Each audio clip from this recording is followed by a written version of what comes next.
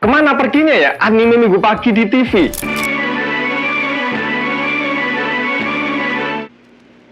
Dulu tuh tiap hari minggu pagi pasti aku nonton anime. Dari subuh sampai jam 11 siang, entah itu di Indosiar atau di RCTI, dari Doraemon, Pokemon, Yu-Gi-Oh, Bleach, Conan, Dragon Ball, One Piece. Pokoknya banyak banget deh tayangan anime yang worth it banget buat ditungguin tiap minggunya. Tapi kok sekarang udah nggak ada ya? Dan bilangnya tuh kayak perlahan-lahan gitu. Contohnya nih, ada anime yang ceritanya masih berjalan, tapi tiba-tiba episodenya diulang dari awal lagi. Habis itu, episode yang ditayangkan mulai nggak urut. Bahkan kadang dimulai dari tengah-tengah episode. Akhirnya lama-lama jumlah anime yang tayangin minggu pagi mulai berkurang dan perlahan habis. Sampai-sampai aku tuh udah nggak lihat lagi tuh bocil-bocil nungguin anime minggu pagi. Malah pada... Jadi, apa sih alasan utamanya anime minggu pagi hilang dari tayangan TV Indonesia? Apakah karena anime sekarang isinya ginian? Atau karena sensor TV Indo yang berlebihan? Atau jangan-jangan karena TV Indonesia ingin melindungi generasi muda agar tidak menjadi kaum wibu bau-bawang. Nah, sebagai orang yang dulu selalu nungguin anime minggu pagi di TV dan sekarang merindukan momen-momen itu, aku ingin menguak kebenaran di balik hilangnya anime minggu pagi di TV.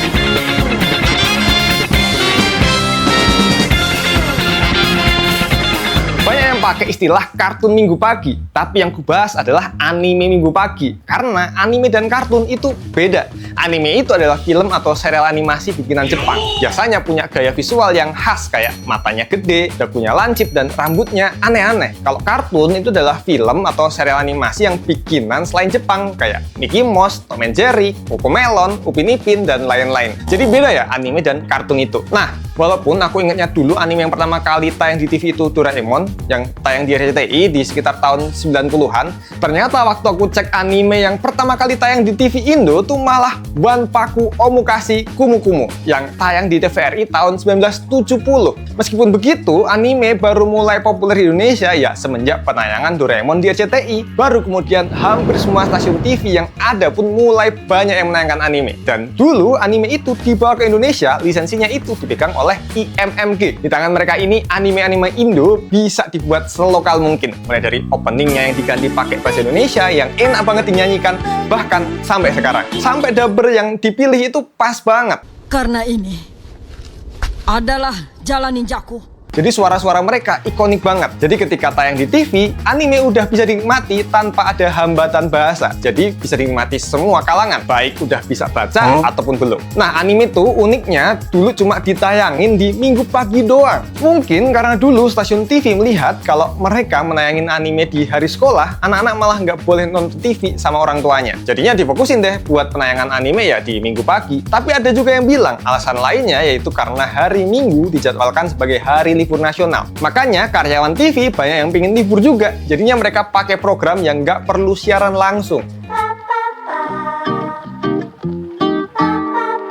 Aku inget banget dulu tuh tiap minggu pagi pasti begitu bangun langsung mantengin TV nungguin buat nonton anime. Dan aku yakin bukan cuman aku doang yang kayak gitu. Kamu pasti juga dulu waktu kecil nungguin anime pagi yang tayangnya cuma seminggu sekali. Karena episode barunya cuma tayang di hari Minggu. Jadi seru banget buat ditungguin. Dulu awal-awal tuh anime masih dikit. Jadi bangun tidur tuh masih belum nonton anime. Tapi nunggu orang tua selesai nonton berita, baru tuh jam 7 buat cewek-cewek nonton Magic Girl di Indosiar. Terus jam 8 pindah ke Doraemon di RCTI. Terus setengah 9 buat cowok-cowok yang paling ditunggu-tunggu pindah ke Indosiar nonton Dragon Ball. Udah, segitu doang anime yang tayang di TV tahun 96. Dikit banget ya, tapi itu yang bikin spesial karena jumlahnya sedikit dan cuma tayang di minggu pagi. Jadinya buatku dan banyak pria-pria lainnya, anime yang ceritanya bersambung tiap episodenya kayak Dragon Ball sangat berpengaruh di kehidupan kami. Jadi banyak orang ngayal dikit-dikit bisa ngeluarin jurus utamanya Goku yang jadi karakter utamanya Dragon Ball, yaitu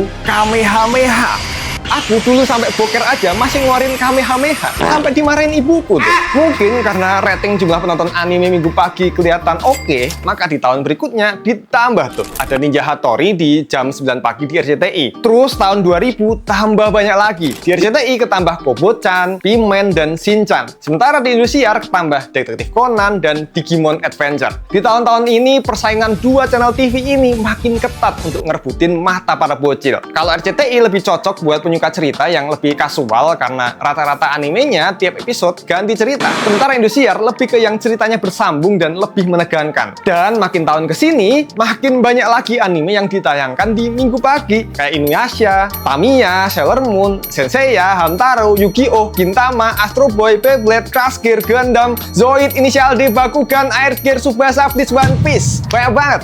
Dari yang awalnya anime cuma jam 7 sampai 9, sekarang udah sampai jam 11 siang. Bahkan stasiun TV lain juga mulai ikutan nayangin, kayak Law of Wacky, Hunter x Hunter, Ice Shield 21, Samurai X. Pokoknya dulu ada banyak banget ya anime yang aku tonton. Saking sukanya aku sampai sebel kalau tiba-tiba Minggu pagi ada siaran langsung tinju. Kurang ajar itu. Bisa-bisanya TV nayangin tinju di Minggu pagi. Kan bapak-bapak jadi yang menguasai remote ya. Nggak bisa nonton anime deh. Kudu kabur dulu. Pergi ke rumah tetangga biar bisa nonton anime di channel lain yang ternyata bapaknya juga lagi nonton tinju. Sedih banget tuh. Tapi ya segila itu hype anime di Indonesia. Bahkan dulu bisa nonton anime dari episode 1 sampai ending di TV loh. Dragon Ball dulu tamat di Indosiar. Dan itu adalah episode paling legendaris. Sepi semua jalanan, bocil-bocil gak ada yang keluar rumah nonton tuh episode. Itu tuh bukti seberapa lakunya anime dulu di TV Indonesia. Persaingan memperebutkan mata para bocil di Minggu pagi makin ketat di tahun 2000-an. Kayaknya para petinggi TV putar otak. Mereka cari waktu yang bisa mendapatkan atensi yang sama dari bocil selain di hari Minggu. Indosiar mulai nayangin Detektif Conan di hari biasa tiap pagi jam setengah 8 pagi mulai tahun 2002. Sementara TV lain masih kekeh naruh anime di Minggu pagi. Sampai akhirnya di tahun 2003, TV7 naruh Kapten Tsubasa di jam 2 siang di hari biasa. Dan ternyata banyak juga yang nonton. Sejak itu banyak TV-TV lain ikutan. Dan di 2005 muncullah satu anime yang bikin geger tiap sore hari waktu itu. Rame banget yang nonton. Bahkan anime ini sampai dicari-cari bajakannya. Anime ini ditayangin Global TV jam setengah 5 sore di hari biasa waktu itu. Yang bikin bocah-bocah lebih milih nonton anime daripada mengaji. Dia adalah anime legendaris yang bernama Naruto. Naruto ini luar biasa impact-nya di pertelevisian Indonesia. Karena gara-gara anime ini laris ditayangkan hampir tiap hari, banyak juga anime yang ikutan ditayangkan tiap hari kayak Naruto. Sayangnya, semenjak anime tayang tiap hari tuh, kamu sadar nggak sih anime di TV tuh mulai ada yang beda? Yang kurasakan banget waktu itu adalah anime yang tayang di TV nggak lagi episode-episode yang baru. Gara-gara tiap hari tayang, stok episode yang dibeli TV Indo cepet habisnya. Jadinya mulai banyak yang diulang-ulang. Nonton anime jadi udah nggak senikmat dulu waktu nonton anime tiap minggu pagi. Kalau dulu kan satu minggu satu episode dan urut episodenya bersambung tiap minggu. Sekarang enggak, episodenya diulang-ulang. Bahkan kadang episodenya itu diputernya nggak dari awal episode, dari tengah-tengah. Dan keadaan makin tambah parah ketika mulai tahun 2012-an ketika KPI mulai lebih ketat soal siaran TV lewat P3SPS, yaitu Pedoman Perilaku Penyiaran dan Standar Program Siaran. Mulai kerasa kalau anime yang tayang di TV itu mulai disensor. Dari dadanya Tsunade disensor, kunanya Naruto disensor, adegan berantemnya di One Piece dipotong, dan sensornya tuh banyak nggak jelas dan nggak niat. Antara kebanyakan adegan di blur atau dipotong gitu aja adegannya. Jadinya kan ceritanya nggak jelas banget ya. Ujung-ujungnya anime yang dianggap terlalu kasar dilarang tayang di TV, dan jumlah anime yang tayang di TV pun berkurang. Jadi itu aja. Selain sensor yang bikin kenikmatan nonton berkurang, sepertinya petinggi TV waktu itu pada blow on. Malah pada kepingin semakin mengurangi kenikmatan nonton anime, yaitu dengan menambah iklan. Iklan yang tayang tuh lama banget. Padahal produsen anime di Jepang itu biasanya sudah menyediakan jeda iklannya sendiri. Nah, kalau di TV sekarang, iklannya itu ditaruh asal di mana aja. Dan bisa nyampe 15 menit sendiri. Coba bayangin deh, lagi klimaks-klimaksnya dikasih iklan 15 menit. Dan itu jeda iklannya ngawur. Kadang naruh iklan ketika mau end credit, dan nggak cuma itu doang. Dan bisa dapetin keuntungan lebih, end credit animenya pun dipotong dan dipercepat biar bisa cepat-cepat ditayangkan iklan lagi. Udah nggak ada lagi tuh lagu ending anime yang bisa dinikmati sampai habis. Kalau udah sebegitu nggak nyamannya, siapa juga yang mau nonton anime di TV sekarang? Lagian, kalau dipikir-pikir lagi, alasan kenapa sensor anime bisa separah itu ya karena banyak orang yang masih gagal paham bahwa anime sebenarnya bukan tontonan anak-anak.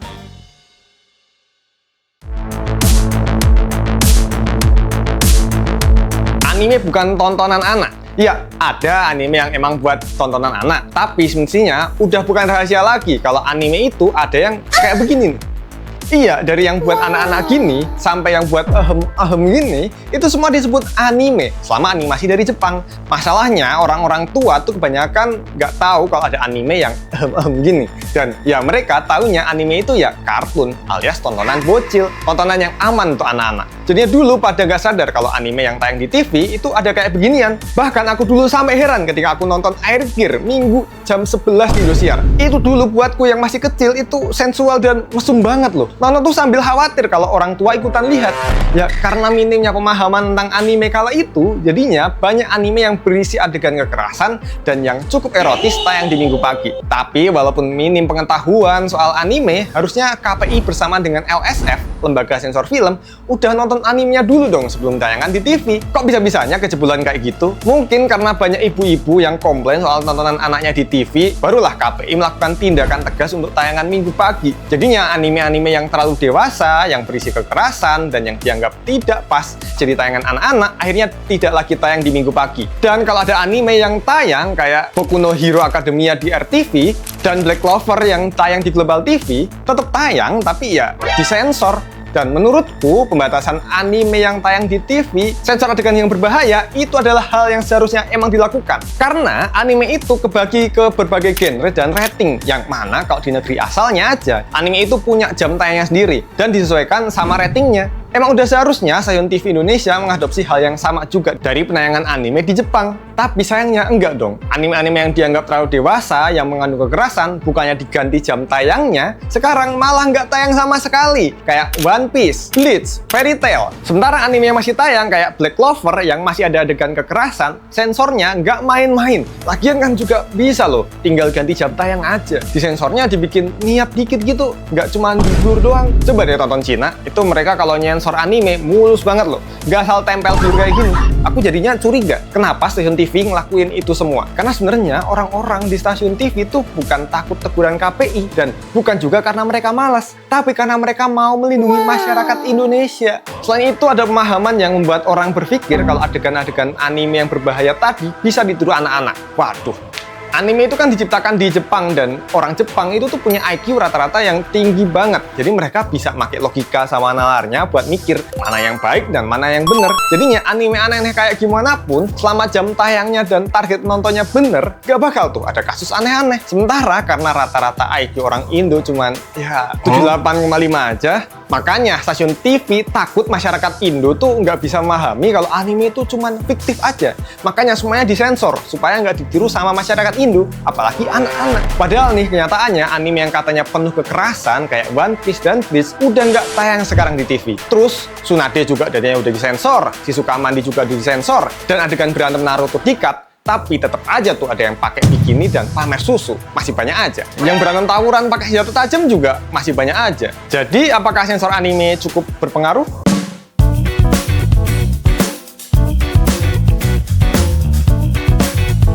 Dulu yang nonton TV itu hampir semua masyarakat, dari semua usia, umur, lokasi, gender, semuanya nonton TV. Ya, karena saat itu cuma ada TV sebagai sumber hiburan, makanya tayangan TV dulu tuh kebagi-bagi. Ada yang buat ibu, ada yang buat bapak, ada yang buat anak, ada yang buat anak SMA, ada yang buat bocil. Jam harinya juga udah diatur, termasuk penayangan Minggu pagi untuk anak-anak. Namun semakin kesini, TV udah nggak jadi satu-satunya sumber hiburan, karena ada internet. Generasi muda yang udah muak sama TV yang penuh sensor aneh-aneh, ya jelas dong bakalan nyari opsi lain. Apalagi sekarang anime tuh mudah banget diakses. Bahkan nggak perlu lagi download bajakan yang penuh iklan. Bisa langsung aja nonton gratis modal wifi tetangga di YouTube lewat channel Muse. Atau mau nonton judul yang lain, bisa di Iki atau Bilibili. Kalau ada duit lebih, bisa berlangganan di media streaming kayak Netflix, Prime, HBO, Crunchyroll. Ya, intinya nonton anime tuh udah mudah banget. Dan sensasi nonton anime gratisan di YouTube aja, itu jauh lebih enak daripada di TV. Paling cuma 1 menit sampai 1,5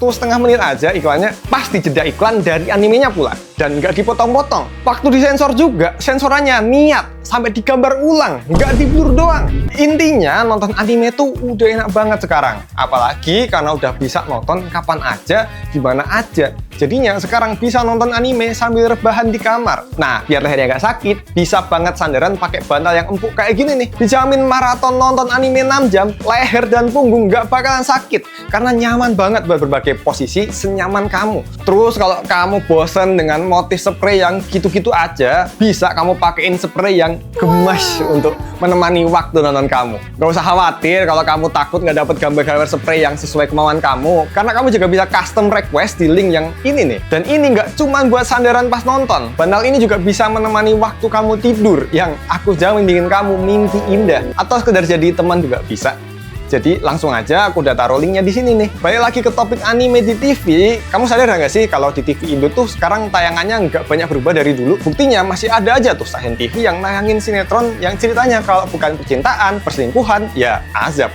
Hasilnya TV sekarang sepi penonton. Yang dulu sebaran penontonnya dari berbagai kalangan, umur, lokasi, gender, sekarang kebanyakan yang nonton TV cuman orang tua gabut dan ibu-ibu aja. Yang mana mereka itu selera tontonannya ya bukan anime yang mereka anggap tontonan anak. Jadi walaupun masih ada anime minggu pagi dengan tipe penonton TV Indo saat ini yang penuh ibu-ibu, ya nggak bakal laku dong tayangan animenya. Daripada terus-menerus beli lisensi anime yang mahal banget, ya mending TV Indo bikin tayangan yang pasti rame di kalangan ibu-ibu kan. Padahal nih ya, kalau misalnya para stasiun TV ngatur lagi regulasi penayangan anime, rating dan sensornya, jadi nonton anime tuh bisa dinikmati. Aku yakin anak-anak muda bakalan balik nonton TV lagi demi animenya. Tapi kayaknya itu halu deh, soalnya ada lagi satu masalah besar, yaitu